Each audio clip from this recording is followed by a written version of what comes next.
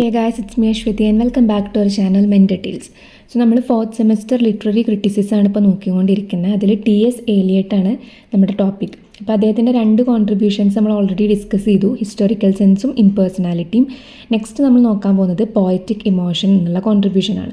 So before getting started, ആരെങ്കിലും നമ്മുടെ channel first ടൈമാണ് കാണുന്നുണ്ടെങ്കിൽ നിങ്ങൾക്ക് യൂസ്ഫുൾ ആയി തോന്നുകയാണെങ്കിൽ ഫ്രണ്ട്സിനൊക്കെ ഷെയർ ചെയ്യുക, സപ്പോർട്ട് ചെയ്യുക. Okay, let's get into the topic. So poetic emotion എന്ന് പറഞ്ഞാൽ ഫസ്റ്റ് തന്നെ ഏലിയട്ട് ചെയ്യുന്നത് വേർഡ്സ്വർത്ത് പോയട്രീനെ പറ്റി പറഞ്ഞിട്ടുള്ള കോൺസെപ്റ്റിനെ നെഗേറ്റ് ചെയ്യുകയാണ് ചെയ്യുന്നത്.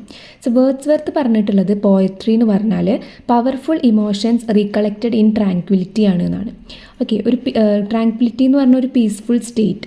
അപ്പം അങ്ങനത്തെ ഒരു സ്റ്റേറ്റിൽ റീകളക്റ്റ് ചെയ്യുന്ന പവർഫുൾ ഇമോഷൻസ് ആണ് പോയട്രി എന്നാണ് വേർഡ്സ്വർത്ത് പറഞ്ഞിട്ടുള്ളത്. അപ്പോൾ ആ ഒരു കോൺസെപ്റ്റിനെ ഏലിയട്ട് നെഗേറ്റ് ചെയ്യുന്നുണ്ട്, റെഫ്യൂസ് ചെയ്യുന്നുണ്ട്. ഓക്കെ, സോ ഏലിയട്ട് എന്താ ചെയ്യണതെന്ന് വെച്ചാൽ ഇമോഷൻസും ഫീലിങ്ങും തമ്മിൽ ഒരു ഡിഫറൻസ് കൊണ്ടുവരികയാണ്. ഓക്കെ, ഇമോഷനും ഫീലിങ്ങും തമ്മിലുള്ളൊരു ഡിസ്റ്റിങ്ഷൻ. സോ അദ്ദേഹം പറയുന്നത് personal emotions of the poet എന്ന് പറഞ്ഞാൽ അത് സിമ്പിളാകാം, ക്രൂഡാകാം.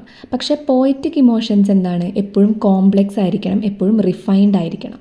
ഓക്കെ, സോ പേഴ്സണൽ ഇമോഷൻസ് സിമ്പിളാണെന്ന് ആയിരിക്കാം, പക്ഷേ പോയറ്റിക് ഇമോഷൻസ് എപ്പോഴും കോംപ്ലെക്സും അതുപോലെ തന്നെ റിഫൈൻഡും ആയിരിക്കണം. അപ്പോൾ ഈ ഒരു കോംപ്ലെക്സിറ്റി ഓഫ് ഇമോഷൻസ് എന്ന് പറയുമ്പോൾ അതിന് ലൈഫായിട്ടൊരു റെഫറൻസ് ഒന്നും വരണമെന്നില്ല. ഓക്കെ, സോ ഈ ഒരു പോയറ്റ് ഒരിക്കലും ഒരു പുതിയ പോയട്രിക്ക് വേണ്ടിയിട്ട് പുതിയ ഇമോഷൻസ് ഡിസ്കവർ ചെയ്യേണ്ട കാര്യമൊന്നുമില്ല, അല്ലെങ്കിൽ പുതിയ ഇമോഷൻസ് തന്നെ പോയട്രിയിൽ കൊണ്ടുവരണം എന്നുമില്ല. ഓക്കെ, സോ ഓർഡിനറി വൺസിനെ തന്നെ ഒന്നുകൂടി റിഫൈൻ ചെയ്തിട്ട് പോയട്രിയിൽ കൊണ്ടുവരാം. സോ ഒരു സിംഗിൾ ഇമോഷൻ അല്ലെങ്കിൽ ഒരു കോമ്പിനേഷൻ ഓഫ് ഇമോഷൻസ് ആണ് ഒരു പോം വായിക്കുമ്പോൾ റീഡറിൻ്റെ എക്സ്പീരിയൻസിനെ കോൺസ്റ്റിറ്റ്യൂട്ട് ചെയ്യുന്നത്. പക്ഷേ അതല്ല ഒരു പോയട്രിയുടെ ഒരു ഫൈനൽ ഔട്ട്കം എന്ന് പറയുന്നത്, അതല്ല. ഓക്കെ, നമ്മൾ യൂസ് ചെയ്യുന്ന വേർഡ്സും അതുമാതിരി തന്നെ ഇമേജസൊക്കെ കുറച്ച് ഫീലിങ്സ് അവിടെ കൊണ്ടുവരുന്നുണ്ട്.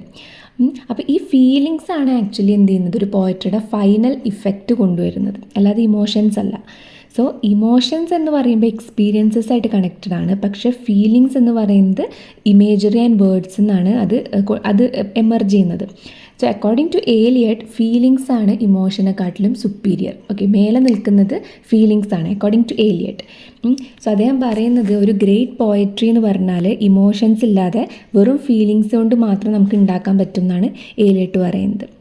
ഓക്കെ, സോ പോയറ്റിൻ്റെ മൈൻഡ് എന്ന് പറഞ്ഞാൽ ഒരുപാട് ഫീലിങ്സും ഫ്രേസസും ഇമേജസൊക്കെ സ്റ്റോർ ചെയ്ത് വെക്കാൻ പറ്റുന്ന ഒരു റിസെപ്റ്റക്കിളാണ്. ഓക്കെ, അത് വേറെ എലമെൻറ്റ്സ് ആയിട്ട് കമ്പൈൻ ചെയ്തിട്ടാണ് ഒരു നല്ലൊരു പോയട്രി ആവുന്നത്. സോ പോയറ്റിൻ്റെ മൈൻഡ് എന്ന് പറയുന്നത് ഒരു റിസെപ്റ്റക്കിളാണെന്നാണ് പറയുന്നത്. സോ ഏലിയട്ട് പറയുന്ന ഒരു കാര്യം എന്താണെന്ന് വെച്ചാൽ പേഴ്സണൽ ഇമോഷൻസ് എന്ന് പറയുമ്പോൾ എന്താണ്, നല്ലതാണ്, പക്ഷേ ഫീലിങ്സ് ആണ് ആക്ച്വലി എന്ത് ചെയ്യുന്നത്, ഒരു പോയട്രി നല്ലൊരു പോയട്രിക്ക് മാറ്റുന്നത് ഫീലിങ്സ് ആണ്. സോ ഫീലിങ്സ് ആണ് ഇമോഷനെക്കാട്ടിലും സുപ്പീരിയർ എന്നുള്ളൊരു കോൺസെപ്റ്റാണ് TS ഏലിയട്ട് പറയുന്നത്. അപ്പോൾ അതാണ് പോയറ്റിക് ഇമോഷൻ എന്ന് പറയുന്ന ടോപ്പിക്കിൽ വരുന്നത്. നെക്സ്റ്റ് വരുന്ന ഒരു കോൺട്രിബ്യൂഷൻ ബൈ TS ഏലിയട്ട് എന്ന് പറയുന്നത് ഒബ്ജക്റ്റീവ് കോറിലേറ്റീവ് ആണ്. സോ ഒബ്ജക്റ്റീവ് കോറിലേറ്റീവ് എന്ന് പറഞ്ഞാൽ ഈ കോറിലേറ്റീവ് എന്നുള്ള വേർഡിൻ്റെ മീനിങ് എന്ന് പറഞ്ഞാൽ ഒരു മ്യൂച്വൽ റിലേഷൻഷിപ്പ് എന്നുള്ളൊരു മീനിങ് ആണ്. സോ ഈ ഒരു ടേം ആദ്യമായിട്ട് യൂസ് ചെയ്തിട്ടുള്ളത് അമേരിക്കൻ പെയിൻറ്റർ ആയിട്ടുള്ള വാഷിങ്ടൺ ആൽസ്റ്റൺ ആണ്. പക്ഷേ ആ ടേമിനെ പിന്നീട് റിവൈവ് ചെയ്തത് ഏലിയട്ടാണ്.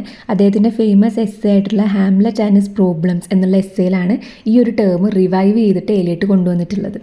അപ്പോൾ ഈ ഒരു ഒബ്ജക്റ്റീവ് കോറിലേറ്റീവിൻ്റെ മീനിങ് എന്താണെന്ന് വെച്ചാൽ ഒരു പോയറ്റിന് തൻ്റെ ഇമോഷൻസ് അല്ലെങ്കിൽ തൻ്റെ ഐഡിയാസിനെ ഡയറക്റ്റായിട്ട് റീഡേഴ്സിലേക്ക് കമ്മ്യൂണിക്കേറ്റ് ചെയ്യാൻ പറ്റില്ല. അപ്പോൾ അത് കമ്മ്യൂണിക്കേറ്റ് ചെയ്യണമെന്നുണ്ടെങ്കിൽ അവിടെ ഒരു മീഡിയേഷൻ വേണം. Okay, so the only way of expressing an emotion എന്ന് പറയുന്നത് ഒരു ഒബ്ജക്റ്റീവ് കോറിലേറ്റീവ് കണ്ടുപിടിക്കുകയാണ്. അതായത് ഒബ്ജക്റ്റീവ് കോറിലേറ്റീവ് എന്ന് പറഞ്ഞാൽ വേറൊരു വേർഡ്സിൽ നമുക്ക് എന്ത് പറയാം, അതൊരു സെറ്റ് ഓഫ് ഒബ്ജക്ട്സ് ആകാം, അല്ലെങ്കിൽ ഒരു സിറ്റുവേഷൻ ആകാം, അല്ലെങ്കിൽ ഒരു ചെയിൻ ഓഫ് ഇവൻറ്റ്സ് ആകാം. അപ്പോൾ അതിലൂടെ ഒരു പർട്ടിക്കുലർ ഇമോഷനെ നമ്മൾ ഇവോക്ക് ചെയ്യും. ഓക്കെ, സോ ഒരു പോയറ്റിന് അദ്ദേഹത്തിൻ്റെ ഇമോഷൻസ് അല്ലെങ്കിൽ ഐഡിയാസ് ഡയറക്റ്റ്ലി റീഡേഴ്സിലേക്ക് എത്തിക്കാൻ പറ്റാത്തത് കൊണ്ട് എന്തെങ്കിലും ഒരു സെറ്റ് ഓഫ് ഒബ്ജക്ട്സോ അല്ലെങ്കിൽ ഒരു സിറ്റുവേഷനോ അല്ലെങ്കിൽ ഒരു ചെയിൻ ഓഫ് ഇവൻറ്റ്സോ അവിടെ പറയും. അപ്പോൾ അതിലൂടെ എന്ത് ചെയ്യും, ആ ഒരു ഇമോഷൻ റീഡറിലേക്ക് എത്തിക്കപ്പെടും. അപ്പോൾ അതാണ് ഒബ്ജക്റ്റീവ് കോറിലേറ്റീവ് എന്ന് പറഞ്ഞാൽ. So it is a situation അല്ലെങ്കിൽ ഒരു event that is designed by the poet. എന്തിനു വേണ്ടിയിട്ടാണ് ഡിസൈൻ ചെയ്തിട്ടുള്ളത്, ഒരു പർട്ടിക്കുലർ ഇമോഷൻ ഇവോക്ക് ചെയ്യാൻ വേണ്ടിയിട്ടാണ്. ഓക്കെ, സോ അതിനെ നമുക്ക് എന്തായിട്ട് പറയാം, ഒബ്ജക്റ്റീവ് കോറിലേറ്റീവ് എന്ന് പറഞ്ഞാൽ ഒരു മീഡിയമാണ്. ഓതറും റീഡറിൻ്റെ ഇടയിലുള്ള ട്രാൻസാക്ഷൻ നടക്കുന്ന ഒരു മീഡിയം ആണ് ആക്ച്വലി ഈ ഒബ്ജക്റ്റീവ് കോറിലേറ്റീവ് എന്ന് പറഞ്ഞാൽ. ഓക്കെ.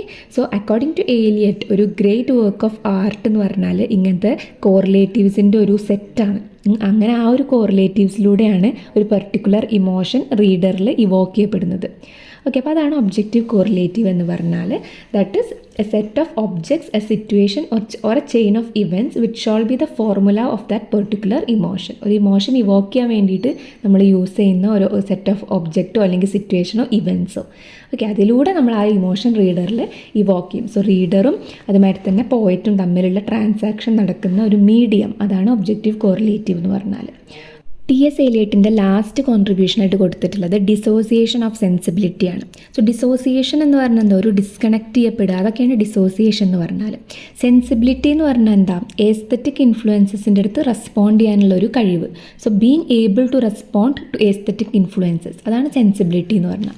അപ്പോൾ ഇതിലെന്താ അദ്ദേഹം പറയുന്നത്? സോ ഡിസോസിയേഷൻ ഓഫ് സെൻസിബിലിറ്റി എന്നുള്ള ഈ ഒരു കോൺസെപ്റ്റ് അദ്ദേഹം കൊണ്ടുവന്നിട്ടുള്ളത് അദ്ദേഹത്തിൻ്റെ എസ്സേ ആയിട്ടുള്ള ദ മെറ്റാഫിസിക്കൽ പോയറ്റ്സ് എന്നുള്ള എസ്സേയിലാണ് T.S. എലിയറ്റ് ഈ ഒരു കോൺസെപ്റ്റ് കൊണ്ടുവന്നിട്ടുള്ളത്.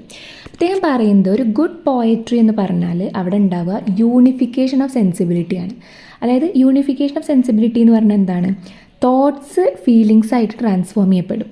അപ്പോൾ പോയട്രി എന്ന് പറയുമ്പോൾ ഈ തോട്ട്സിൻ്റെയും ഫീലിങ്സിൻ്റെയും ഒരു യൂണിയൻ, അതാണ് പോയറ്റിക് സെൻസിബിലിറ്റി എന്ന് പറയുന്നത്. സോ തോട്ട്സും ഫീലിങ്സും കമ്പൈൻ ചെയ്തിട്ടുള്ളൊരു കാര്യത്തിനാണ് നമ്മൾ യൂണിഫിക്കേഷൻ ഓഫ് സെൻസിബിലിറ്റി എന്ന് പറയുക. പക്ഷേ ഈ ഒരു പോയറ്റിന് തൻ്റെ തോട്ട്സിനെ ഫീലിങ്സായിട്ട് കൺവേർട്ട് ചെയ്യാൻ പറ്റുന്നില്ലെങ്കിൽ അവിടെ എന്താ സംഭവിക്കുക, അവിടെ ഡിസോസിയേഷൻ ഓഫ് സെൻസിബിലിറ്റി സംഭവിക്കും. ഓക്കെ, അതായത് തോട്ട്സും ഫീലിങ്സും തമ്മിൽ അവിടെ ഡിസ്കണക്ട് ചെയ്യപ്പെടും. അപ്പോൾ ഇതാണ് ലേറ്റ് 17th സെഞ്ച്വറിയിലുള്ള പോയറ്റ്സിന് സംഭവിച്ചത്. ലൈക്ക് ടെന്നിസൺ, അതുമാതിരി ബ്രൗണിങ്, അവരിലൊക്കെ സംഭവിച്ചത് ഡിസോസിയേഷൻ ഓഫ് സെൻസിബിലിറ്റിയാണ്. അപ്പോൾ ഈ അവരുടെ കേസിൽ തോട്ട്സും ഫീലിങ്സും ഒരുമിച്ച് നിൽക്കുന്നില്ല, അവിടെ ഒരു ക്ലിയർ ഡിസ്റ്റിങ്ഷൻ വരികയാണ്. പക്ഷേ ഈ യൂണിഫിക്കേഷൻ ഓഫ് സെൻസിബിലിറ്റി സംഭവിച്ചിരുന്നത് ആരിലാണ്? മെറ്റാഫിസിക്കൽ പോയറ്റ്സിലാണ്. ലൈക്ക് ഡോൺ മാർവൽ, കൗലി, അവരിലൊക്കെ എന്താണ്, നല്ലൊരു സെൻസിബിലിറ്റി, നല്ലൊരു പോയറ്റിക് സെൻസിബിലിറ്റി ഉണ്ടായിരുന്നു.